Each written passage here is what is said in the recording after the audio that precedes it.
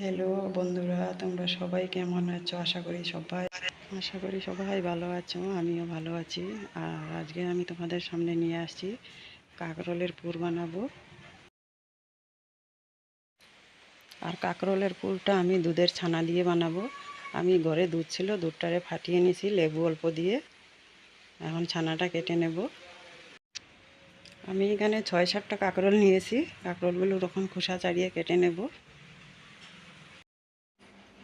কাঁকরোলগুলো আমার কাটা হয়ে গেছে, দেখুন এইভাবে কেটেছি। ছানার থেকে আমি জলটা বের করে নিয়েছি, ছাঁকনিতে ছেঁকে নিয়েছি একদম ভালো করে। আর কাঁকরোলগুলো আমি ভালো করে পরিষ্কার জলে ধুয়ে নিয়েছি, এখন হালকা বয়েল করে নেব।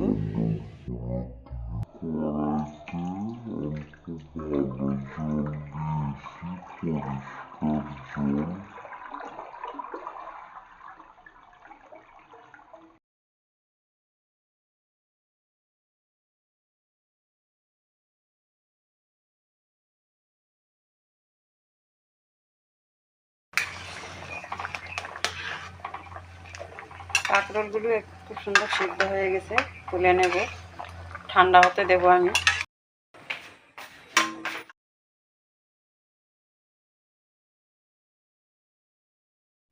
কাঁকরোলগুলো ঠান্ডা হয়ে গেছে। আমি একটা পাতলা চামিচ নিয়েছি, আর চামিচ দিয়ে দেখুন এইভাবে সব বীজগুলো বের করে নিয়েছি ভিতর থেকে।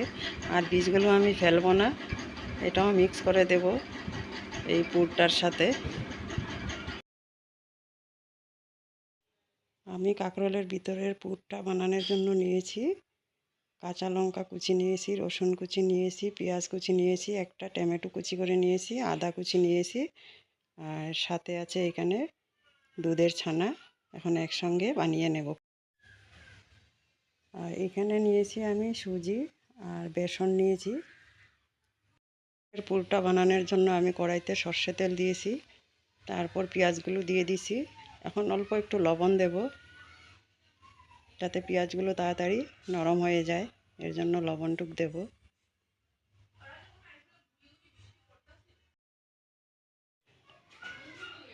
আমি এখন আদা আর লঙ্কা কুচি করে রেখেছিলাম, লঙ্কা কুচিগুলো দিয়ে দেব।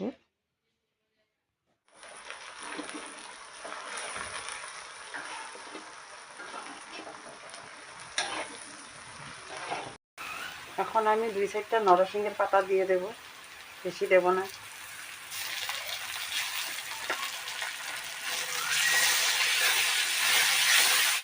এখন আমি টমেটো কুচি করে রেখেছিলাম, টমেটোগুলোও দিয়ে দেব। সব কিছু একসঙ্গে খুব সুন্দর ভাজা হয়ে গেছে। এখন আমি ছানা কেটে রেখেছিলাম দুধের, এই ছানাগুলোও দিয়ে দেব। মশলাগুলো খুব সুন্দর ভাজা হয়ে গেছে দেখো আমার। এখন আমি ওই দুধের ছানা বের করে রেখেছিলাম যে, ওই ছানাগুলো দিয়ে আরও 10 মিনিটের মতন ভাজা করে নেব। তারপর আমার পুরটা রেডি হয়ে যাবে। এখানে আমি মশলা অ্যাড করব, জিরার গুঁড়ো দিব, লবণ দেব, হলুদ গুঁড়ো দেব, আর যা মশলা দেওয়ার আগেই দিয়ে দিয়েছি। আদা, রসুন, পেঁয়াজ, কাঁচা লঙ্কা কুচি, টমেটো, কারি পাতা, মানে আমাদের এখানে বলে নরসিংহের পাতা। আরও 10 মিনিটের মতন আমি পুরটা ভাজা করব। ছানার থেকে যে জলটা বের হবে ওটা ভালো করে শুকিয়ে নেব। আমি সামান্য একটু জিরার গুঁড়ো দিয়েছি। কাঁকরোলের ভিতরের যে শাঁসগুলো আমি গুঁড়ো করে নিয়েছি, এখন একসাথে মিক্স করে নেব পুরের সাথে।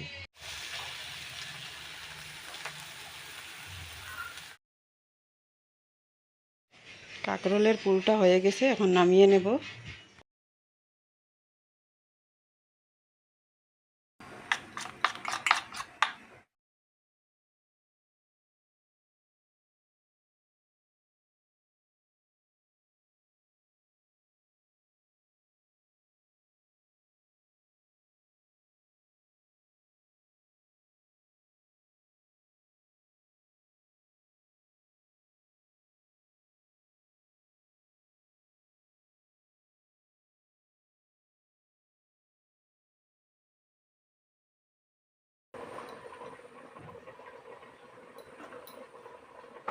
আমার সব কয়টাতে পুর ভরানো হয়ে গেছে, এখন ভাজা করে নেব।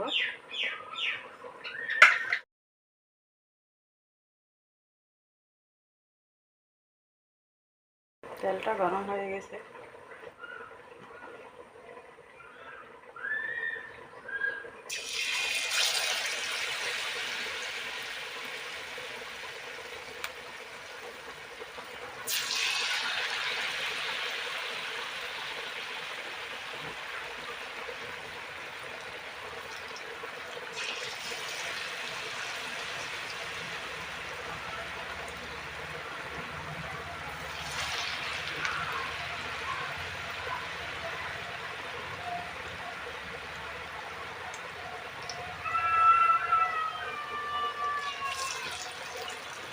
আমি পাঁচটা পাঁচটা করে ভাজা করছি।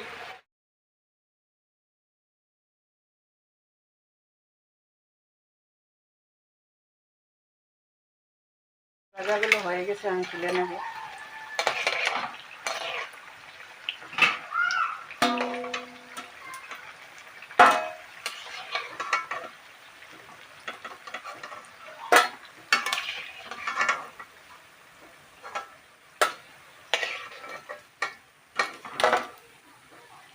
এগুলো হয়ে গেছে। বাকি ফুলগুলো আমি এইভাবে ভাজা করে নেব।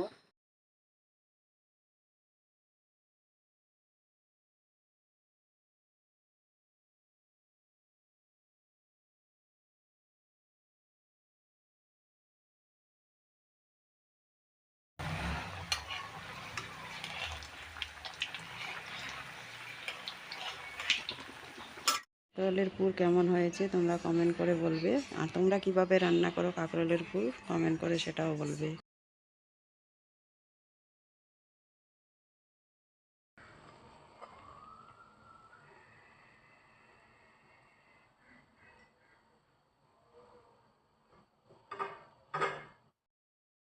আর যদি আমার নতুন কোনো বন্ধু হতে চাও, আমার চ্যানেলটা সাবস্ক্রাইব করে পাশে থেকো। আর আমিও আছি। আর এটা দুধের ছানা দিয়ে বানিয়েছি, যেহেতু এটা শুধু শুধু খেতেও ভালো লাগে এই কাঁকরোলের পুরটা, বা ডাল ভাতের সাথেও খেতে ভালো লাগে, বা গরম ভাত দিয়েও খেতে পারেন। খুবই ভালো লাগে খেতে, খুব সুন্দর হয়।